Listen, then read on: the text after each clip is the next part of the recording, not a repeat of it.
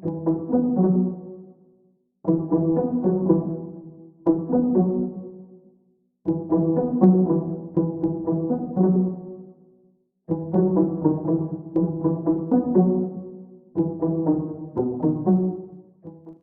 ny efa nolazaintsika dia maty nisy namono ilay rasazina rindra no sady ben'ny tanàna vaolany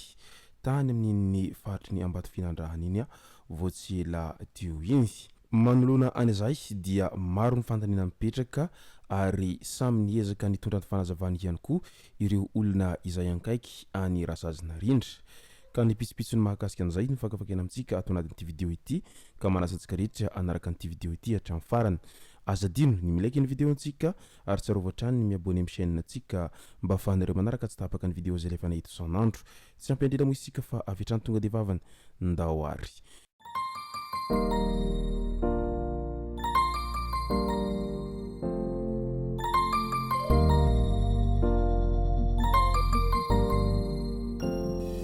Ny tonga tsy miarahaba hono namantesitra ka dia faly miarahaba isika rehetra mpanaraka tsy tapaka an'ity chaîne ity ny tenako amin'ity androandroany ity. Arakin'izay efa natsipiko zay dia ny mahakasika ny raharaha rasazina rindra no tena iomparantsika ato anatin'ity video ity ka ndao ary arantsika izay. Ireo ben'ny tanàna namany no nilanja ny vata mangatsika niditra tao amin'ny Maison Orange an-tampony Vinany tamin'iny andro ny 13 febroary 2024 iny mialoha nitondrana azy any amin'ny fasan'Razany any Antananarivo distrikany Andramasina. Tonga teny ireo tompon'andraikitra ara-panjakana sy ny vahoaka maro izay tsy nahafoy azy. Raha tsy ahivana moa dia maty nisy namono izy nitolakandrony Zoma 2 febroary 2024 lasa teo iny ka dia mankahiry ny fianakaviana iray manontolo. Ao anatiny izay raharaha von'olona izay dia mivondrona ny mpitandro ny filaminana nandray ny andraiky ny momba ny raharaha fitifirana sy famonoana any ben'ny tanàna any Mangataboangy izay rasazina rindra izay ka olona telo no efa voasambotra ankehitriny. Anisan'izany ny PDS ny commune teo aloha ary mbola ao anatin'ny famotorana ny manam-pahefana eny fotony amin'izao ankehitriny izao. Nitondra ny fanazavany mahakasika ny famonoana any rasazina rindra ihany koa moa ny anadany. Efa maty nefa mbola nitifirana teo amin'ny firifany ihany. Toa ny entina hilazana fa tena vita ny iraka na mission accomplie ny namonoana ny ben'ny tanàna ny Mangataboangy raha nambara ny zandrilahy ny ben'ny tanàna io tamin'ity herinandro ity. Efa tsy teo amin'ny devany fiara intsony mantsy no mbola tsy tao anatin'ny fiara ihany koa fa efa nihohoka tamin'ny tany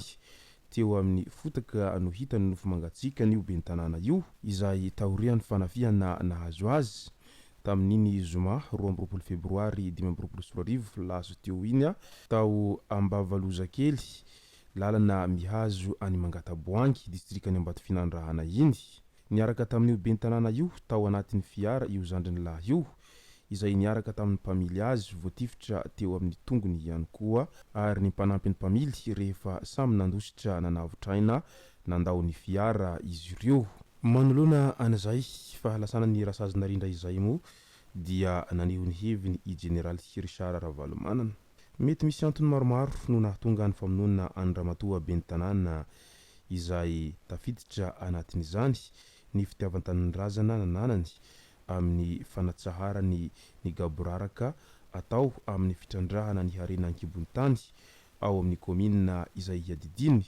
ho hiatrany i General Richard Ravalomanana izay filohany antenimiran-doholona tamin'iny andro ny 14 febroary 2024 iny. Raha tonga ny solotena ny fitondram-panjakana nankahiry ny fianakaviany ny tompoko vavy rasazy sady ben'ny tanàna ny Mangataboangy narindra ny aina raha ny voarivony izay maty nisy nitifitra ny Zoma 1 febroary lasa teo iny ny tenany. Tanora nanana finiavana ary maniry hitondra fiovana ho an'ny commune iadidiany izy kanefa izao maty voatifitra izao. Tokony homena maro-boninahitra izy noho ny fitiavan-tanin'razana izay nananany ho hiatrany ny filohan'ny antenimiran-doholona nilaza fa tsy maintsy ho tratra ireo nahavan'ny-loza ary ho saziana mafy. Ao anatin'izay resaka fitrandrahana sy ny faritra izay manan-karena amin'izay harena ankibon'ny tany izay moa iny commune izay nahalany an'ity rasazy narindra izay maty nisy nitifitra ity ka io indrindra no mipetraka ny fanontaniana amin'ilay hoe mety manafitohina an'ireo izay efa zatra voky sy ireo izay zatra manao gaboraraka amin'iny toerana izay nahalany azy ho ben'ny tanàna iny ve ny fahalaniny rasazina rindra ka izany no nahatonga an'ireo olon-dratsy avy hatrany namono sy nahafaty an'ity rasazy izay voalany ben'ny tanàna ity raha tsy hevina mantsy ny tantara tsy izy rery no sambany nisy namono tamin'iny faritra iny fa ireo manamboninahitra izay nitonga teo alohany izany hoe ireo olom-boafidy teo alohany dia marina fa efa nisy namono ihany koa nohon' izay resaka fitiavan-tenan'ireo tsy mataotody amin'ny fahazaran'izy ireo manao lalandrinina sy ny gaboraraka any an-toerana izay ka ao anatiny izay fanadiadiana tanteraka izay moa ny mpitandro ny filaminana any an-toerana amin'izao ankehitriny izao ary ainganehy mba ho tena ireo izay tena lohandohan'ny mpisorona no ho tratra fa tsy ireo irakiraka fotsiny hoy ny fanehoan-kevitra ny olona tsirairay raha vantany voanandreny zavanisy any an-toerana any satria mantsy mety ho maro amin'ireo izay lehibe ny mpitrandraka na ihany koa ireo izay tena manana tombontsoa betsaka ao anatiny ity resaka fitrandrahana sy ny harena misy amin'iny faritra iny no ao ambadika an'izao nahafaty any rasazina rindra izao ka izay indrindra no tokony hamongorana hatramin'ny fakany ireo tsy mataotody sy ireo izay efa zatra voky amin'izay resaka fanangonan-karena sy ny maro hafa any antoerana izay eo ihany koa no mety hisiny ambadika politika amin'ity raharaha nahafaty any rasazina rindra ity satria mantsy araky ny fanazavany tsirairay izay nanatry maso sy ireo olona manodidina azy dia famonona izay efa nomanina mialohan'ny fotoana no nahazo any ben'ny tanàna rasazina rindra tany amin'ny izay toerana mahamay any ambato finandrahana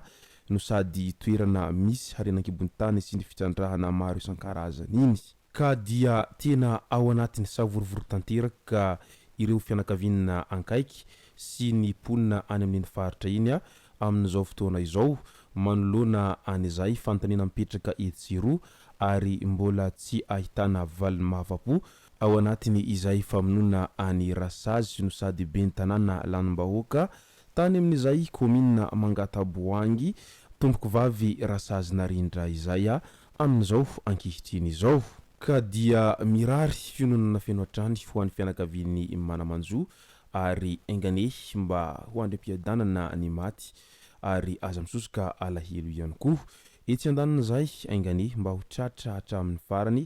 ireo olon-dratsy izay efa zatra mpamoany olona any amin'iny ambato finandrahana sy ny manodidina iny manoloana an'izao trangana famonoana ireo olom-boafidy tany an-toerana iny izay no masaka azona roso tao anatin'ity video ity tomboko lasy tomboko vavy misaotra antsika rehetra nanaraka an'ity video ity hatramin'ny farany azadino ny milaiky ny video antsika ary tsarovy hatrany ny miabone amin'ny chaîne antsika mba ahafahanareo manaraka tsy tapaka ny video izay lefa nahita isan'andro tomboko lasy tomboko vavy mankasitraka dia mirary soa